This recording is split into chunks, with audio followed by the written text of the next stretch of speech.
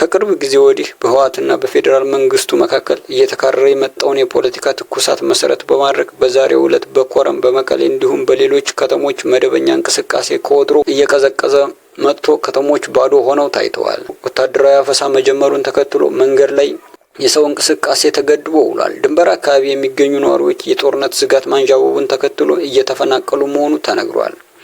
በዚህም መሰረት ከሽራሮ በርካታ ነዋሪዎች ከተማውን ለቀው እንደወጡ ተነግሯል። ይህ በእንዲህ እንዳለ ወላጆች ጦርነቱ አይቀሬ ነው በሚል ልጆቻቸውን ከፍለው ወደ መሀል ሀገር እንዲሁም ወደ ውጭ ሀገር እየላኩ እንደሆነም ተነግሯል። ከፍተኛ ቁጥር ያለው የህወሓት ጦር በአራት አቅጣጫ ወደ ወልቃይት ማስጠጋቱ ተሰማ። ከትናንት አንስቶ የህወሓት ሜካናይዝድ ጦር በ3 አቅጣጫ ወደ ወልቃይት ማስጠጋቱን የአንድ አፍታ ሚዲያ ዘግቧል። ከፍተኛ ወታደራዊ ስምሪትና እንቅስቃሴ ከሚታይባቸው አካባቢዎች መካከል የወልቃይት ግንባር ዋናው አካባቢ ሲሆን ከዚህም ግንባር የኢትዮጵያ ጦር፣ የኤርትራ ጦርና የህወሓት ሜካናይዝድ ኃይልና የተከዜ ዘብ ሰራዊታቸውን በተጠንቀቅ አድርገው ትዕዛዝ እየጠበቁ መሆኑ ተሰምቷል።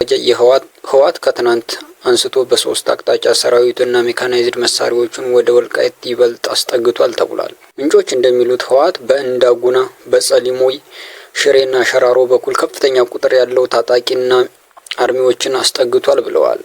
በተጨማሪም ታንኮች፣ ረጅም እና መካከለኛ አጭር ርቀት ተተኳሽ መድፎችን አስጠግቷል ተብሏል።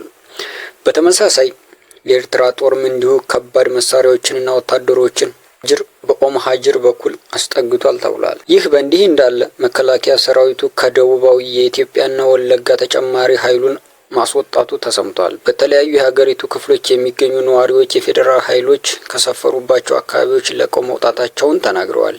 ይህም ኃይል የስምሪት ለውጥ በትግራይ ክልል እየታየ ካለው ውጥረት ጋር ተያይዞ ወደ ሰሜኑ የሀገሪቱ ክፍል እየተደረገ ያለው ዳግም ስምሪት ሳይሆን አይቀርም ብለዋል። በደቡብ ኢትዮጵያ ክልል ጋርዱላ ዞን ደራሼ ወረዳ እና በኦሮሚያ ክልል ቄለም ወለጋ ዞን አንፊሎ ወረዳ የሚገኙ ነዋሪዎች የኢትዮጵያ መከላከያ ሰራዊት የተወሰኑ አካባቢዎችን ለቆ መውጣቱን ተከትሎ የጸጥታ ክፍተት መፈጠሩን ይህም ለግጭት መንስኤ እየሆነ መምጣቱን ነዋሪዎቹ ዋቢ አድርጎ አዲስ ስታንዳርድ ዘግቧል። የኤኤፍፒ ዘጋቢዎች በትግራይ አዋሳኝ አካባቢዎች ተመሳሳይ ወታደራዊ እንቅስቃሴዎችም የጦርነት ስጋት መኖሩን አረጋግጠዋል።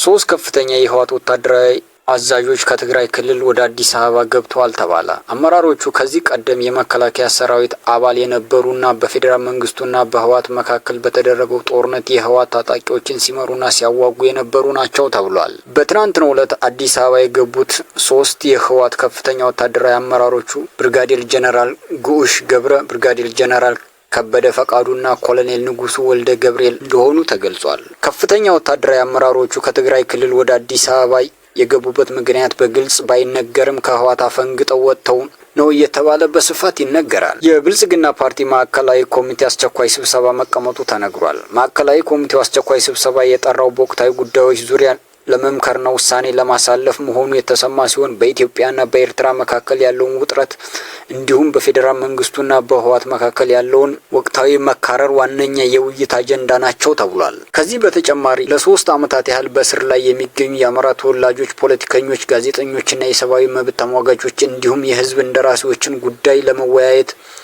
አጀንዳ መያዙ ተነግሯል። በፖለቲካ እስረኞቹ ጉዳይ ውይይት ይደረጋል ቢባልም አጀንዳው እስረኞችን ለማስፈታት ይሁን አይሁን የታወቀ ነገር የለም ተብሏል። የእስራኤሉ ፕሬዝዳንት ይስሐቅ ሄርዞግ በሚቀጥለው ሳምንት ወደ ኢትዮጵያ እንደሚመጡ በርካታ የመካከለኛው ምስራቅ የሚዲያ አውታሮች ዘግበዋል። ፕሬዝዳንቱ በአዲስ አበባ ለአንድ ቀን የሚቆይ የስራ ጉብኝት የሚያደርጉ ሲሆን በቆይታቸው የሶማሌላንድ እውቅና እንዲሁም እስራኤል ቀጣናዊ ተገዳዳሪዎች ናቸው የምትላቸው እንደ ቱርክ ጠቅላይ ሚኒስትር ረሲፕ ጣይብ ኤርዶጋንና የሳውዲ አረቢያ ውጭ ጉዳይ ሚኒስትር ሉል ፋይሰል ቢን ፈርሃን አልሳኡድ በቀናት ልዩነት በኢትዮጵያ ያደረጉትን ጉብኝት አስመልክቶ ከኢትዮጵያ ባለስልጣናት ጋር ለመወያየት ነው ተብሎ ይጠበቃል። አንድ የፈረንሳይ ዜና አገልግሎት ጋዜጠኛ ወደ ትግራይ ክልል እንዳይበር መከልከሉ ተነገረ። መቀመጫውን በአዲስ አበባ የሆነው ህጋዊ ፈቃድ ያለው ዘጋቢ ጋዜጠኛ ወደ ትግራይ ክልል ሽሬ ለመብረር ቢሞክርም ከኢትዮጵያ የውጭ ጉዳይ ሚኒስትር ፈቃድ የለህም በሚል ከቦሌ አየር ማረፊያ እንዲመለስ ተደርጓል ተብሏል። የድንበር የለሽ ጋዜጠኞች ቡድን አርኤስኤፍ በበኩሉ መረጃ የማግኘት መብት ጥሰት ነው ሲል በጋዜጠኛው ላይ የተደረገውን የበረራ እገዳ ተቃውሟል። የኢትዮጵያም የኤርትራም ጦር ተንቀሳቅሷል ተባለ። መነሻውን ባህር ዳር ያደረገ ከፍተኛ ቁጥር ያለው የመከላከያ ኃይል ወደ ትግራይ አዋሳኝ አካባቢዎች መንቀሳቀሱ ብሉምበርግ ዲፕሎማቶችን ዋቢ አድርጎ መዘገቡ ይታወሳል። የኢትዮጵያ መከላከያ ሰራዊት ባለፈ የኤርትራ ጦርም ከፍተኛ ቁጥር ያለውን ጦሩን ወደ ኢትዮጵያ ድንበር አስጠግቷል ተብሏል። በሁለቱ ሀገራት መካከል ጦርነት የመቀስቀስ እድሉ ከዕለት ወደ ዕለት እየሰፋ ሲሆን ዲፕሎማቶችና አገራት ግጭት እንዳይቀሰቀስ ጥረቶችን እያደረጉ መሆኑ ተዘግቧል። ዘገባው የዞብል ፖስት ነው።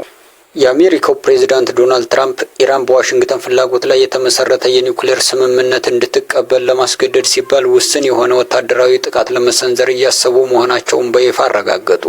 ዘ ስትሪት ጆርናል ጉዳዩን አስመልክቶ ያወጣውን መረጃ ተከትሎ ጋዜጠኞች ላቀረቡላቸው ጥያቄ ፕሬዝዳንቱ ፈገግታ በታከለበት ምላሽ ያንን እያሰብኩ እንደሆነ መናገር ትችላላችሁ ብለዋል ሲል ገልጿል።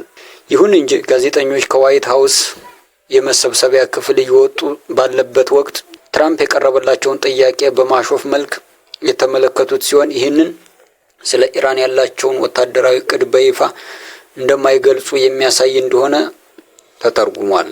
በሌላ በኩል የኢራን ውጭ ጉዳይ ሚኒስትር አባስ ራቅቺ ዩናይትድ ስቴትስ ኢራን የዩራኒየም ማበልጸግ ስራዋን ሙሉ በሙሉ እንድታቆም ጥያቄ አላቀረበችም በማለት የአሜሪካ ባለስልጣናት ቀደም ሲል ከሰጡት መግለጫ ጋር የሚጋጭ ሀሳብ ሰጥተዋል። እንደ ሚኒስትሩ ገለጻ ከሆነ በአሁኑ ወቅት እየተደረገ ያለው ውይይት ማበልጸግን ጨምሮ የኢራን የኒውክሌር መርሃ ግብር ለዘላለም ሰላማዊ ሆኖ እንዲቀጥል እንዴት ማረጋገጥ ይቻላል በሚለው ነጥብ ላይ እንጂ ማበልጸጉን ስለማቆም አይደለም ሲሉ አክለዋል። ለዚህም እንዲረዳ ኢራን ዓለም አቀፍ የአቶሚክ ኢነርጂ ኤጀንሲ IAEA ዋና ዳይሬክተር ራፋኤል ግሮሲን ባሳተፈ መልኩ ቴክኒካዊና ፖለቲካዊ የሆነ የሁኔታ ማረጋገጫ እርምጃዎችን ለመውሰድ ዝግጁ መሆኗን አረጋግጠዋል። ምንም እንኳ የኢራን መሪዎች እስራኤልን ለማጥፋት ቢዝቱም የኒውክሌር መርሃ ግብራቸውን ለጦር መሳሪያ እንደማይውል ቢገልጹም በሀገሪቱ ለሰላማዊ አገልግሎት የማይውል ከፍተኛ ዩራኒየም ማበልጸግ ደረጃ ላይ መድረሷ አሳሳቢ ሆኖ ቀጥሏል። በተጨማሪም ኢራን ዓለም አቀፍ ተቆጣጣሪዎች የኒውክሌር ተቋሞቿን እንዳይፈትሹ ማደናቀፍና የባላስቲክ ሚሳይል አቅሟን እያሰፋች መምጣቷ በአሜሪካና በምዕራባውያን ዘንድ ከፍተኛ ስጋት ፈጥሯል ተብሏል። ኢራን ግን የዩራኒየም የማበልጸግ መብቷን ሙሉ በሙሉ አሳልፋ እንደማትሰጥ በጽኑ አቋም ላይ ትገኛለች ተብሏል። ፕሬዚዳንት ዶናልድ ትራምፕ ምናልባት በሚቀጥሉት 10 ቀናት ውስጥ አሜሪካ ከኢራን ጋር ስምምነት ላይ ትደርሳለች አሊያ በቴህራን ላይ ወታደራዊ እርምጃ ትወስዳለች ሲሉ ተናገሩ። ፕሬዚዳንቱ ባቋቋሙት የጋዛ የሰላም ቦርድ የመጀመሪያ ስብሰባ ላይ ባደረጉት ንግግር ከኢራን ጋር የተደረገ ስላለው የኒውክሌር ፕሮግራም ድርድር አንስተዋል።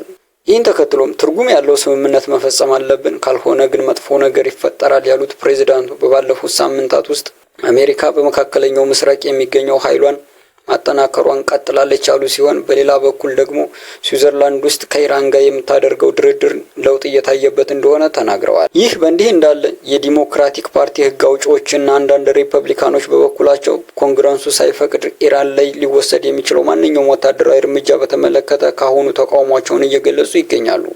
ትራምፕ በንግግራቸው በድርድሩ አሜሪካን የወከሉ ልዩ መልእክተኛ ስቲቭ ዊትኮፍ ከኢራን ጋር በጣም ጥሩ ውይይቶች ማድረጋቸውን ገልጸዋል። ባለፉት ዓመታት እንደተመለከትነው ከኢራን ጋር ትርጉም ያለው ስምምነት ላይ መድረስ ቀላል አይደለም ያሉ ሲሆን ስምምነት የማይፈጸም ከሆነ ግን መጥፎ ነገር ይፈጠራል ሲሉ በድጋሚ አስጠንቅቀዋል። ትራምፕ ይህን ከማለታቸው አንድ ቀን አስቀድሞ የዋይት ሀውስ ፕሬስ ሴክሬታሪያት የሆኑት ካሮሊን ሌቪት ኢራን ከአሜሪካ ጋር ስምምነት ላይ ብትደርስ በጣም ብልህነት ነው ሲሉ ተመሳሳይ ማስጠንቀቂያ ሰጠው እንደነበር ይታወሳል። ፕሬዚዳንት ትራምፕ አሁንም ቢሆን የኢራን የኒውክሌር ፕሮግራምን በተመለከተ ዲሞክራሲያዊ መፍትሄ ይገኛል የሚል ተስፋ መሰነቃቸውን ፕሬስ ሴክሬታሪዋ አክለው ገልጸዋል። ባለፉት ሳምንታት ውስጥ አሜሪካ USS አብርሃም ሊንከን የተሰኘው ግዙፍ የጦር መርከብ ጨምሮ በርካታ ኃይሎቿን ወደ መካከለኛው ምስራቅ እንዳስጠጋች ይታወሳል። ኢራንም በበኩሏ ወታደራዊ ተቋሞቿን ከጥቃት ለመከላከል የሚያስችል ሁኔታ እያጠናከረች እንደሆነ በሳተላይት የተደገፉ ምስሎች አሳይተዋል። አሜሪካ ከኢራን ጋር በሁለት ዙር ያካሄደቻቸው ድርድሮች ተጨባጭ ውጤት ባላስገኙበት በአሁኑ ወቅት በቀጣይ ቀናት ወታደራዊ እርምጃ ልትወስድ ትችላለች የሚል ስጋት አይሏል። ዋይት ሀውስ ዛሬ እንዳስታወቀው ኢራን በአስቸኳይ ከስምምነት ላይ የማትደርስ ከሆነ ቴሄራን ላይ ሊወሰድ የሚችል ወታደራዊ አማራጮች ለፕሬዝዳንት ትራምፕ ቀርቦላቸው ውይይት ተደርጓል። ይህም በቀጣይ ጥቂት ቀናት ውስጥ ለውጦች ሊኖሩ እንደሚችሉ አመላክቷል። አሜሪካ እየዛተችበት ላለው ወታደራዊ እርምጃ ዝግጅት ለማድረግ ባለፉት ጥቂት ሳምንታት ውስጥ በመካከለኛው ምስራቅ ግዙፍ የአውሮፕላን ተሸካሚ እና ሌሎች የጦር መርከቦችን አሰማርታለች። በተጨማሪም ሰሞኑን የቢቢሲ የመረጃ ማጣሪያ ቡድን ቢቢሲ ቬሪፋይ ወሳኝ የተባሉ የአሜሪካ ወታደራዊ ጀቶች ወደ ባህር ሰላጤው አካባቢ ሲያመሩ የሚያሳዩ መረጃዎችን መርምሮ ለማረጋገጥ ችሏል። እነዚህ አውሮፕላኖችን በተመለከተ የጀንስ የመረጃ ተቋም አውሮፕላን በረራ ዘርፍ ተንታኝ የሆኑት ሳሙዊዝ ስለ አውሮፕላኖቹ ምንነት ለቢቢሲ አስረድተዋል። በዚህም መሰረት አሜሪካ ወደ ፋርስ ባህረ ሰላጤ የላከቻቸው የጦር አውሮፕላኖች የሚከተሉት ናቸው ሲሉ ተናግረዋል። አንደኛ F-35 ስቲልዝ የተሰኙ ተዋጊ ጀቶች በከፍተኛ ሁኔታ ጥበቃ የሚደረግላቸው ኢላማዎችን ለመምታት የሚውሉ አውሮፕላኖችን መሆኑን ሲገልጹ፣ በሁለተኛ ደረጃ ደግሞ F-22 የተሰኙ ሲሆን ይህ F-22 የተሰኘው አውሮፕላን እጅግ ዘመናዊ የውጊያ ጀቶች ሲሆኑ ጥቃት የመፈጸም ብቃት ያላቸው ናቸው። እዚህ የጦር ጀቶች በጣም ከፍተኛ ጠቀሜታና ብቃት ስላላቸው ከዚህ በፊት በአብዛኛው ወደ መካከለኛው ምስራቅ ተልከው አያውቁም ተብሏል። በሶስተኛ ደረጃ ወደ መካከለኛው ምስራቅ ከተላኩት የአሜሪካ የጦር ጀቶች መካከል KC-135 እና KC-46 ሲሆኑ እነዚህ አውሮፕላኖች ረጅም ርቀት ተጉዘው ጥቃት የሚፈጽሙ የጦር ጀቶችን አየር ላይ ሳሉ ነዳጅ የሚሞሉ ወሳኝ ድጋፍ ሰጪ አውሮፕላኖች ናቸው ተብሏል። ቀድሞውንም በአካባቢው ተሰማርተው የነበረ ቢሆንም አሁን ግን ቁጥራቸው በከፍተኛ ሁኔታ መጨመሩን ተናግሯል። ሌላኛው የጦር አውሮፕላን በአሜሪካ ትዕዛዝ ወደ መካከለኛው ምስራቅ እንዲሰማራ የተደረገው E-3 የተባለው ሲሆን ይህ የማዘዣና የቅኝት አውሮፕላን ደግሞ አሜሪካ የምታካሂዳቸውን መጠነ ሰፊ የአየር ጥቃት ዘመቻዎችን ለመምራትና ለመቆጣጠር የሚያስችል ነው ሲሉ ተንታኙ ተናግረዋል። እኒህ ወደ መካከለኛው ምስራቅ የተሰማሩ አውሮፕላኖችን በመመልከት እንደገለጹት ይህ ስምሪት ቀላል የሚባል አይደለም። የአውሮፕላኖቹ ብቃት ትልቅ የአየር ኃይል ዘመቻ ሊካሄድ እንደሆነ በግልጽ የሚያመላክት ነው ሲሉ ለቢቢሲ ቬሪፋይ ተናግረዋል። ዘገባው የቢቢሲ ነው።